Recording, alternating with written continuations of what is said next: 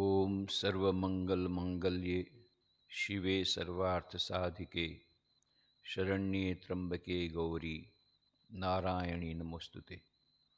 सृष्टिस्थितिविनाशानां शक्तिभूते सनातनी गुणाश्रये गुणमयी नारायणी नमोस्तुते।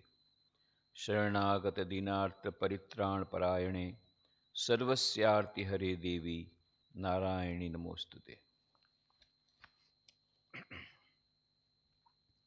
हम लोगों ने कल देखा कि स्वामी विवेकानंद जी ने किस प्रकार से भुज के राजा मोतीलाल लाल भाई से बहुत सारी बातचीत की और महाराव खेंगार जी तीसरे उनके साथ भी काफ़ी बातचीत की। और फिर ऐसा अनुमान हम करते हैं कि वहाँ से वे आशापुरा माता के दर्शन में गए होंगे, जिनको माता का मढ़ कहा जाता है।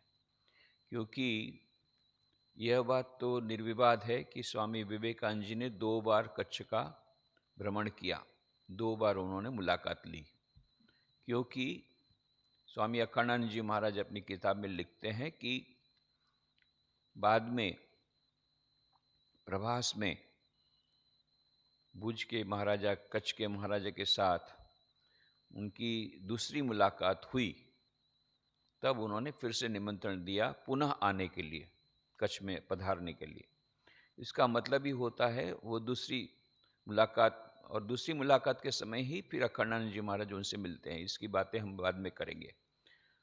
तो 2 बार यदि कच्छ आए हों, तो पहली बार जब कच्छ आए तो केवल वो दीवान जी से केवल कुछ बातें करने के लिए आए होंगे, ऐसा तो समीचीन महसूस नहीं होता है। तो उस समय भी उन्होंने कम से कम जो प्रमुख तीर्थ स्थान है कच्छ के, आशापुरा, कोटेश्वर महादेव, नारायण सरोवर अत्यंत प्राचीन जिसको माना जाता है, उनका दर्शन किया होगा, ऐसा हम अनुमान करते हैं। तो ये जो आशापुरा, यह जो मंदिर है अत्यंत प्राचीन है। आई श्री आशापुरा ऐसा कहते हैं मंदिर का नाम, आई श्री आशापुरा। और मातानो मढ़ भी कहते हैं। तो मातानो जो मढ़ है यह गांव का नाम है। एक्चुअली मढ़ मतलब गांव, और मातानो मढ़ क्योंकि यहाँ माता जी का मंदिर था हजारों साल से, इसलिए वो मातानो मढ़ नाम का ही गांव का नाम पड़ गया इसलिए। और यहाँ का जो मंदिर है, तो आशापुरा देवी का मंदिर तो बहुत जगह पर है, पर सबसे प्राचीन और सबसे मुख्य मंदिर वह है मातानो मढ़। ये मातानो मढ़ ही यही सबसे ज़्यादा महत्वपूर्ण मंदिर है पूरे कच्छ में। और ये लखपत तालुका में आता है, कच्छ जिले में। कच्छ जिला बहुत बड़ा जिला है। अभी तक तो जैसा कि जानकारी है, शायद पूरे देश में सबसे बड़ा जिला कच्छ जिला। तो उसके लखपत तालुका के यह मंदिर है मातानो मढ़ आशापुरा। ये कच्छ की मुख्य आराध्या देवी हैं, और क्योंकि भक्तों की आशा पूर्ण करती है इसलिए आशापुरा। और सचमुच में लाखों लोग आते हैं नवरात्रि के समय, और उनकी आशा पूरी होते हुए तभी तो आते हैं। लाखों के लोग आते हैं, उसमें से कई तो हजारों लोग पैदल आते हैं। कहाँ कहाँ से आते हैं, पूरे, न केवल पूरे गुजरात से आते हैं, महाराष्ट्र से आते हैं, बम्बई से आते हैं। कोई साइकिल में आते हैं, कोई पैदल आते हैं। तो कुछ न कुछ उनकी आशा पूर्ण होती होगी, तो इसलिए आशा पूर्ण करती, इसलिए नाम आशापुरा। और यह न केवल कच्छ के महाराजा राजाओं की वह कुल देवी है, समस्त जाडेजा शासकों की कुल देवी है, समस्त जाडेजा परिवार की कुल देवी पूरे गुजरात के। तो इसका बहुत ही महत्व है। खास करके ये नवरात्रि के समय विशेष पूजा होती है जाडेजा परिवार की ओर से, महाराव कच्छ के महाराजा की ओर से। उस समय तो बहुत बड़ा वह मेला लगता है। यह जो मातानो मढ़ है, ये आशापुरा देवी का मंदिर, यह भुज जो कच्छ की जो राजधानी कहा जा सकता है, कच्छ की राजधानी है, जो मुख्य शहर है, उससे करीब 100 किलोमीटर दूर है। और ये हजारों वर्ष पुराना है। ऐसा कहते हैं कि श्री रामचंद्र जी ने जो उनको यह कहा गया कि तुमने ब्राह्मण का वध किया, रावण तो ब्राह्मण था ना, तो ब्राह्मण का वध किया, उसका तुमको पाप लगा है, पाप का मोचन करना है तो तुमको हिंगलाज की माता जी के मंदिर में जा कर के वो करना पड़ेगा। तो हिंगलाज माता जी के दर्शन करने के जब जा रहे थे, रास्ते में आता है आशापुरा, यहाँ भी उन्होंने पूजा की थी, परंतु वो मंदिर तो अभी नहीं है, बहुत पुरानी जगह है। पर अभी वर्तमान मंदिर जो है वो भी कई बार बना और कई बार उसका पुनरुद्धार हुआ। पर सबसे पहले ये जो वर्तमान मंदिर का जो है उसका उसकी उसकी उसका उसकी संरचना, ऐसा कहते हैं, पुराने मंदिर की, जो सबसे पुराना मंदिर था, उसकी स्थापना लगभग आज से 1500 साल पहले की हुई। उसके पीछे भी एक बड़ी रसप्रद कहानी है कि देवचंद नाम के एक बनिया, ये अपने बिजनेस के लिए निकले थे, व्यापार के लिए, मारवाड़ की तरफ से आए थे, राजस्थान की तरफ से, और इस जगह से जा रहे थे, और वे जगदम्बा के अनन्य भक्त थे। तो यहाँ पर उनको अच्छा लगा तो उन्होंने यहीं डेरा डंडा डाला, कुछ दिन के लिए यहाँ रहे। अब ऐसा अद्भुत संयोग कि उस समय नवरात्रि का उत्सव था, ये नवरात्रि उन्होंने यहीं की, इसी जगह पर की।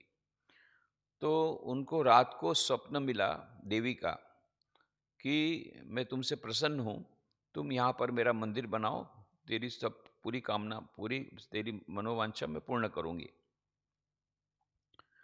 फिर देवी ने यह भी कहा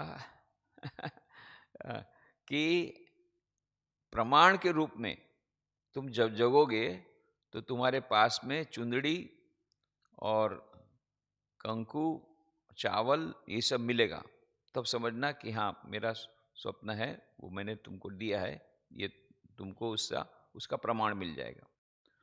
तो सचमुच में ये देवचंद जी सेठ जब उठते हैं तो देखते हैं हाँ पड़ा हुआ है वहीं पर, चुंदड़ी भी है, कंकु भी है, चावल भी है। तो उनको लगा कि नहीं, देवी ने जब इस प्रकार से आदेश दिया है कि उनका मंदिर में बनाऊंगा। दूसरा देवी ने कहा था फिर बाद में जो गर्भ मंदिर के द्वार बंद रखना, मैं अपने आप को मुझे अपने आप को प्रकट करने में 6 महीना लगेंगे, 6 महीने बाद तुम द्वार खोलना। तो इसी प्रकार से हुआ। अब 5 महीना होने के बाद अंदर से आवाज आने लगी, मधुर आवाज आने लगी, कंकण की आवाज होने लगी, कुछ कुछ ऐसा संगीत सुनाई दिया। तभी ये देवचंद जी सेठ को बड़ी उत्सुकता हुई कि माँ का आविर्भाव हो गया है। वो भूल गए, माँ ने कहा था 6 महीने तक राह देखना। वो दिव्य आवेश में आकर के उन्होंने कपाट खोल दिए। कपाट खोल दिए तो देखा कि माँ का आविर्भाव हो चुका है, परंतु वो कमर तक ही है, अभी पैर बाहर से ऊपर से आने में उनका अभी प्रकट पूरी नहीं हुई है। तो उन्होंने कह ही दिया था 6 महीने में प्रकट होंगी, वो पहले ही कर दिया। बाद में उनको बड़ा पछतावा हुआ, रोते रोते उन्होंने प्रार्थना की, माँ मुझे माफ़ करो, मुझे ये दिव्य संगीत सुनाई दिया इसलिए मैं इस प्रकार से आवेश में आ गया, तो मुझे क्षमा कीजिए। माँ ने क्षमा कर दी और फिर बोला तो वरदान मांग ले। तो उन्होंने यही कहा कि मुझे कोई पुत्र नहीं है। तो माँ ने तथास्तु कहा। इस प्रकार से बाद में उनको पुत्र की प्राप्ति हुई, तो उनकी आशा पूर्ण हुई, इसलिए उसका नाम आशापुरा देवी ऐसा हुआ, ऐसा कहते हैं। तो ये लगभग 1500 साल पहले की बात है। उसके बाद में फिर ये हुआ कि आज से लगभग 1300 साल पहले फिर से वो उस मंदिर का पुनरुद्धार किया गया, क्योंकि बहुत ही खराब हालत में थी। तो उसको फिर कराड़ बनिया लोगों ने उसको बनाया, अजो अनोगोर नाम के 2 बनियों ने बनाया। उसके बाद में 1819 में बहुत बड़ा भूकंप आया कच्छ में, बहुत बड़ा भूकंप। वहाँ हमारा राहत कार्य भी हुआ था, रामकृष्ण आश्रम राजकोट की ओर से बहुत बड़ा राहत कार्य हुआ था उस समय। तो ये जो राहत कार्य हुआ था वो बाद के भूकंप का है, 1819 की बात नहीं, दूसरा जो भूकंप हुआ था उससे में बात है। तो 1819 में तो नहीं हुआ था, ये 1945 के बाद जो हुआ था उसमें राहत कार्य हुआ था। ये 1819 में नहीं हुआ था, मेरी गलती हो गई। तो ये 1819 में जो भूकंप हुआ था उसमें बाद में सुंदर जी, शिवाजी और मेहता वल्लभ जी, इन्होंने मिलकर के उसका फिर से पुनरुद्धार किया। और ये 1823 में ये पुनरुद्धार उन्होंने किया, इस मंदिर का पुनर्निर्माण किया। यह जो मंदिर है 58 feet 58 feet long, 32 feet wide और 52 फीट टॉल, 58 फीट लंबा है, 32 फीट चौड़ा है और 52 फीट ऊंचा है। और इसमें जो मूर्ति है, प्रतिमा है, वह प्रतिमा ये लाल पत्थर की है, लाल रंग से रंगी गई प्रतिमा है, पत्थर की प्रतिमा, जिसके कि ऐसा कहते हैं कि 7 आंखें हैं और 7 फीट उसकी ऊंचाई है और 6 फीट उसकी चौड़ाई है। और पहले तो यहाँ बलि दी जाती थी, पर अभी बलि की प्रथा बंद हो गई है कुछ वर्षों से। और भुआ और कपाड़ी इनकी पूजा करते हैं। और भी कुछ आख्यायिका इससे जुड़ी हुई है कि मियाँ गुलाम शाह काल्हारो, ये सिंध के थे, इन्होंने मंदिर पर आक्रमण किया 1762 1762 ईस्वी सन की बात है, 1762 एडी। तो जब इन्होंने आक्रमण किया तो जितने सैनिक थे ये सब अंधे हो गए। तो ये मियाँ गुलाम शाह बहुत डर गए। फिर उन्होंने माँ से प्रार्थना की, उन्होंने मन्नत की कि मैं बहुत बड़ा घंटा दान में दूंगा, पर ये सब सैनिकों की आंखें आप वापस लौटा दीजिए। तो माँ ने उनकी बातें सुनी, पर बड़ा घंटा जो आज भी है, ऐसा कहते हैं, जो बहुत बड़ा घंटा है वहाँ पर, बहुत बड़ा घंट, वो दिया गया है मियाँ गुलाम शाह काल्हारो सिंध के, उन्होंने द्वारा। और भी एक हुई, जमादार फतेह मोहम्मद को भी इस प्रकार से कुछ दर्शन वगैरह हुआ, तो उन्होंने 2 किलो चांदी की एक दीप माला दी, जिसमें 41 दीप शिखाएं हैं, ऐसा दीप उन्होंने दिया है।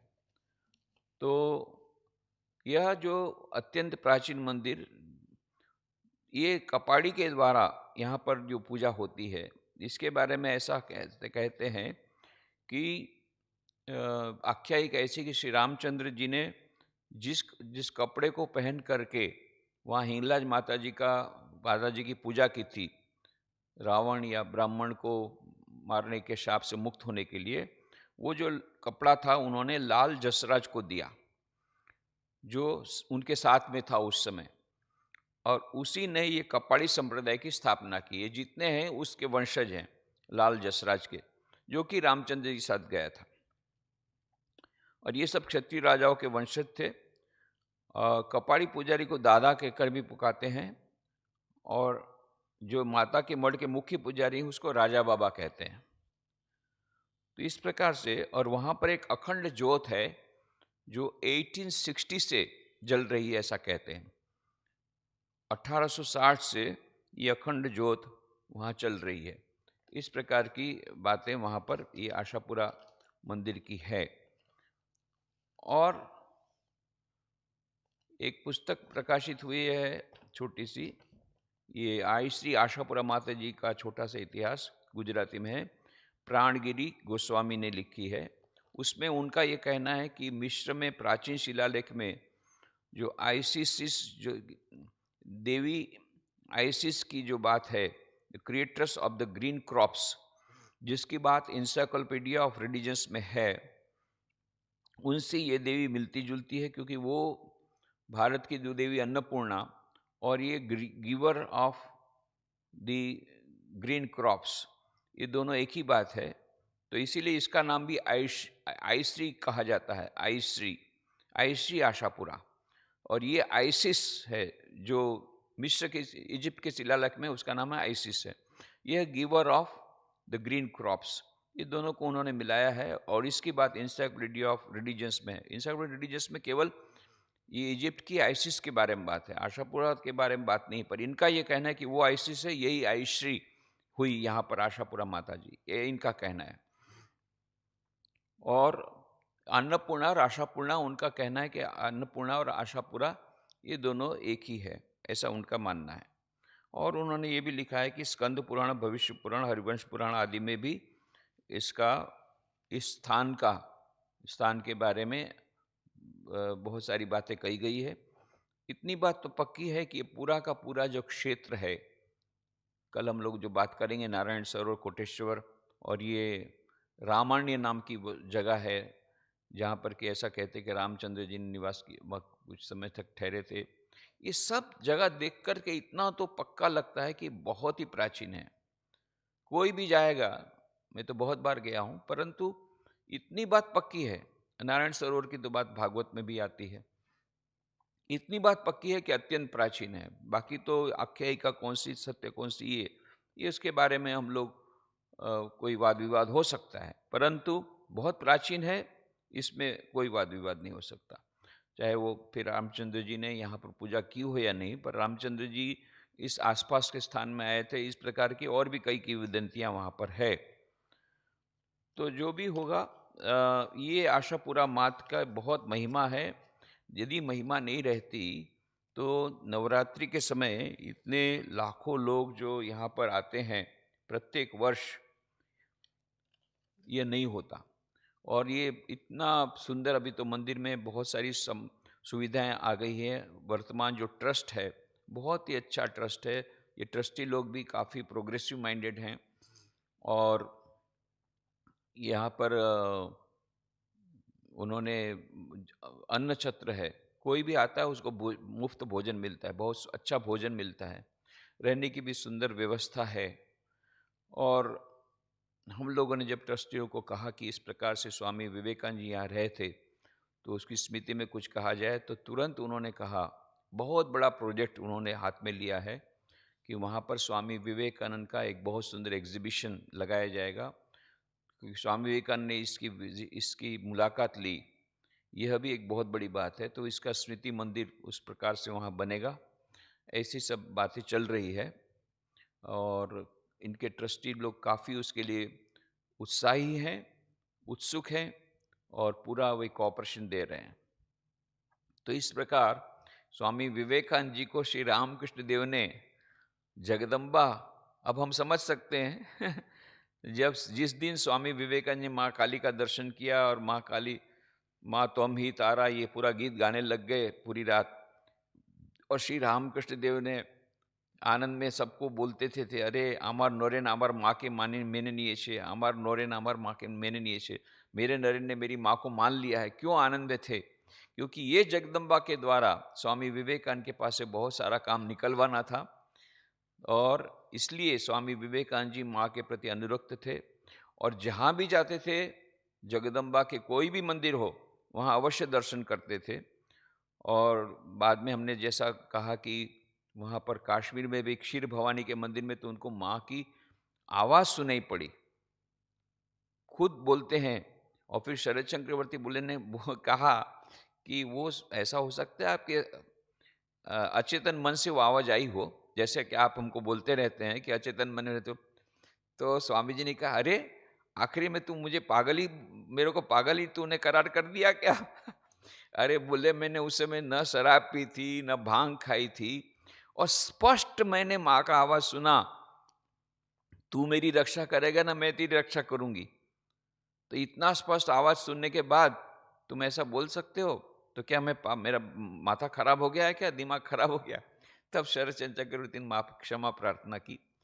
तो जो भी हो, तो माँ स्वामी विवेकानंद जी जहाँ जहाँ जाते थे देवी के मंदिर में, वो माँ काली को जो माँ भवतारिणी को उन्होंने एक्सेप्ट किया, एक बहुत बड़ी घटना थी अपने आप में उनके जीवन में और सारे विश्व के इतिहास के लिए बहुत बड़ी घटना थी कि जो मूर्ति पूजा में नहीं मानते थे, जो ब्राह्मण समाजी थे, मूर्ति पूजा के अत्यंत विरोधी थे, इनको श्री रामकृष्ण देव ने इस प्रकार से वह चक्कर चलाया कि जगदम्बा को उन्होंने माना।